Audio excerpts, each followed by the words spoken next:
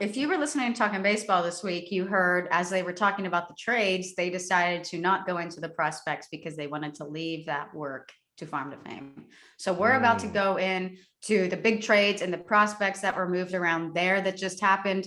But first on our list, our top prospect. Tops. Because the 2022 season is almost upon us, which means new releases in the Topps Bunt digital trading card app. I have the app on my phone.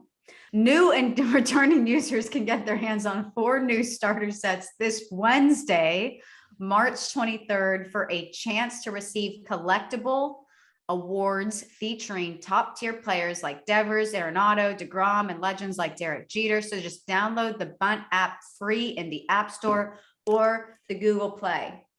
Here's the app. Here's what she looks like. You won't regret it. Trust me. Look at the millies. Look at them coins. Peter just won 1,000 coins. Did you?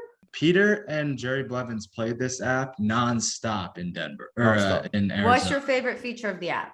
It hasn't stopped. Just the excitement. Like there's all different kinds of, there is so many different places you can go and get cards from, and they change all the time. Like today, I saved some diamonds from last time I got some diamonds. And today there was a whole new pack that was available in the store. That was a one-time offer that gave me like 40 cards, a couple of iconics. It was perfect. So every day there's something new. You just got to come and check. There's messages, you get trade offers, you get all sorts of stuff. It's amazing. I love it. And I'm not into this kind of stuff normally. So well done, Bun app. Peter, kick us off with the 2022 trades with big prospects moved around. We're going to call it the Mitch Garver trade. Okay. In addition to Isaiah Kina Falefa, Twins got Ronnie Henriquez, 21-year-old pitcher from the Dominican Republic, recorded a 1.55 ERA in 11 rookie ball games in 2018. Last season, little higher, 4.78 ERA with 105 punches and only 25 walks in 93 innings across high A and double A. He now ranks as the Twins' 19th prospect and is projected to debut in 2023. Okay. Number 2, the Sonny Gray trade. In addition to Sonny Gray, the Twins received Francis Piguro. He's a 24-year-old relief pitcher, also from the Dominican Republic. He was signed by the Reds in 2017. He pitched to a 2.45 ERA in rookie ball that year. Last season, 28 relief appearances in high A, 4.96 ERA, 36 strikeouts and 8 walks and 32 2/3 innings pitched. He did record 6 saves. And then in return, the Reds got Chase Petty. He's an 18-year-old pitcher from Mainland Regional High School in New Jersey. Boys, that's a mouthful. He was a first rounder in 2021 by the Twins. So you know that they regard him very high. And he now ranks as the Reds' number 5 prospect. His projected MLB debut is in 2025. Again, he's 18 years old, but Chase Petty, that was one of the bigger prospect names that we'll see thrown around there. Beautiful. Well, we know who the Braves got. Let's talk about who the A's got, because they got a packet. And this is so unlike the Braves to do. So yeah, but they have the capital to do it. I was glad to see them. Like me too. I was sad about Shea Langoliers, but me too. And Cusick, I was sad about Cusick because he had an unbelievable year. But when you break it down, it makes sense because they haven't spent prospects on a guy for a couple of years. They spent prospects on someone that they're going to lock up for 8 years. So it makes sense, right? Yeah. What did the A's get? Center fielder Cristian Pache was great in the playoffs in 2020 for the Braves, struggled in 2021, went back down to AAA, found something in his swing. I think he's going to be as good a prospect. He's the kid that's been likened to Andrew Jones. So obviously there's a future there for him. I hope he can figure it out in Oakland. Little less pressure, go over there and be a stud. Catcher Shea Langoliers, who I was also looking forward to. Defensive, unbelievable, Pudge Rodriguez type, and can swing the bat as well. Pitcher Joey Estes. I didn't know a lot about Joey. 2019 16th rounder, but he's turned that around. Obviously, last season in low O, 20 games started, 99 innings, 2.91 ERA, 127 Ks and only 29 walks with a 0.96 whip. So projected MLB 2024. Sorry, just to go back, Pache is predicted to be in the big leagues this year. Langoliers is predicted to be in the big leagues this year. And both Estes and the next kid I'm going to talk about, Ryan Cusick, 2024. Hit me, Kels. If Shea Langoliers would have stayed with the Braves, do you believe he would have taken over the starting catcher spot as Travis d'Arnaud, or do you think they would have done a platoon situation since the Braves seem to like platooning catchers? I think Travis is going to be the starting catcher. Travis would have been the starting catcher barring injury for the last 2 years straight, and he just signed a 2-year deal. So I think Shea would have been wasted in AAA in the Braves system. So it's a perfect opportunity to send him over to the A's and get him in the big leagues where he clearly is ready to go. And they're not trying to win this year, I don't think, the A's, but somehow they managed to find a way to do it every year. So the last guy on the list was pitcher Ryan Cusick, who had a great year last year as well. He was a 2021 first rounder.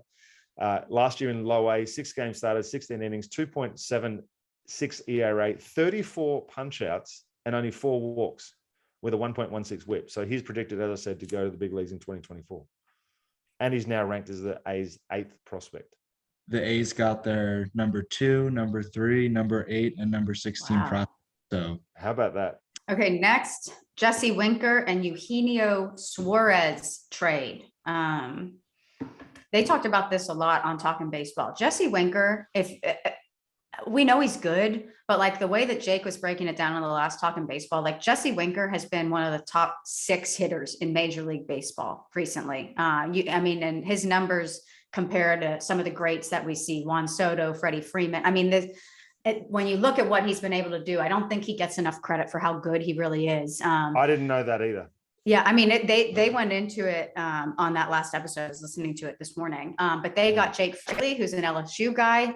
I really like him. Kind of looks like a caveman. And Justin Dunn. The Reds received Brandon Williamson. That's a 23-year-old pitcher drafted in 2019, the 2nd round. Last season, between high A and double A, pitched to a 3.39 ERA, 153 strikeouts to 33 walks, 1.18 whip. He now ranks as the Reds' number 4 prospect projected in 2022. The Matt Chapman trade. I'm just reading this. This is what teams are supposed to do with their superstars, right?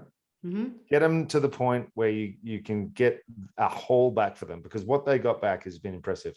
In addition to Kevin Smith and Kirby Snead, the A's receive Gunnar Hoagland, a 22-year-old pitcher drafted in 2021 round 1, obviously. No pro appearances yet, but A's have now assigned him to low A, and he's already ranked number 7 prospect, projected to be in the big leagues in 2024. They also got Zach Logue. Is it Logue? Logue. Logue. They also got Zach Logue, 25-year-old pitcher drafted in 2017 in the 9th round. In AAA last year, in 18 games, he pitched 89 innings to a 3.32 ERA with 93 punch-outs and only 20 walks. He's projected to be in the big leagues this year. So they've gone from having, you said 2, 3, and 16, the last one. They've now got the 7th and the 22nd prospect as well. So they got an absolute haul back for those 2 guys. And if you don't know who Gunnar Hoagland is, that was he was a pitcher at Ole Miss. You look at what he was able to do in Ole Miss. I mean, the SEC. If you're pitching in the SEC, you're one of the best in all of college baseball. But in 2020, he pitched to a 1.16 ERA. And then and obviously the season was then shortened by COVID. He only pitched 23 1/3 innings that season, but a 1.16 ERA. He was off to an incredible start, 3-0. Then what he did in 2021, 2.87 ERA in 62 2/3 innings. His first year pitching at Ole Miss wasn't great. He pitched to a 5.96 ERA, but he pitched to a 5.29 ERA, but even with that season in his 3 years at Ole Miss, he had a career 3.68 ERA in one of the toughest conferences and divisions in all of college baseball. So that's someone who, if you pay attention to college baseball, you know who Gunnar Hoagland is. But if you don't, now you do. Congratulations to the Oakland Athletics on getting a phenomenal prospect haul. Congratulations on winning the World Series in 2030. Put it on Sports Illustrated. Was it Sports Illustrated that projected the Astros to win 2017? Maddie, I can't wait until we can actually cut this and they win the 2030 World Series, and we're still doing Fun to Fame, and we're doing it in like our palatial mansions, but we're still doing it because this is what I live for. The last trade that we want to discuss is one that we were all kind of waiting to fall just because he really seemed like the odd man out for the Yankees. That's the Luke Voit trade. The Yankees received Justin Lang. He's a 20-year-old pitcher drafted in the 2020 CBA round, which was after the first round of the draft. I think they have a CBA round after the first and second round. He was drafted after the first round. Last season in rookie ball, a 6.95 ERA, 29 Ks to 15 walks in 9 games started. Ooh, we don't like that. We told you we would dive into the Adley Rutschman injury a little bit more. It was a right tricep strain. They said he'll be shut down for some time. Their hope is 2 to 3 week absence before he returns, but his chances for opening day now obviously appear slim to none. This tweet was sent out on March 16th. As we record this, it's March 21st, and they gave that 2 to 3 week deadline. So he won't even probably be ramping up baseball activities until after opening day. But they did say on today, good English, Zachary Silver, who is the tweets that we're rating this from, tweeted out that he's making good progress in his right tricep strain. Brandon Hyde said, though he is yet to resume hitting or throwing, which is what they expected, there's no changes in the timeline, but things are progressing well. And he might be another week until baseball activity, just lower body workouts for now. So just avoiding the arms, making good progress. He's still not going to crack opening day, but he probably would have had he not gotten that tricep strain. Just a quick update. MLB just released Braves top prospects. Number one's Michael Harris. Wow. Number 2, Spencer Strider. Wait till you see Michael Harris. He's unbelievable. I think I drafted him because you told me to in our prospect draft. He's unreal. Is he better than Drew Waters and Cristian Pache? Hard to tell. Juicy. That maybe. Definitive answers from Peter Moylan today. Well, I don't want to call anyone out. Drew Waters has been an uber prospect forever. I've only seen him play. I've seen him play. The talent's there, but Michael Where's Harris he now? Is undeniable. He's in big league spring with them. No, but where does he fall on the Braves top prospects? Maybe 4th outfielder. Oh, he's number 3. Oh, okay. So it's Michael Harris, Spencer Strider. Michael Harris, Spencer Strider, Drew Waters, Kyle Muller, and then Bryce Elder. Dude, Kyle Muller. Monster. Yeah. Okay. Listen to the full episode wherever you consume your podcasts or by clicking the link on the screen now.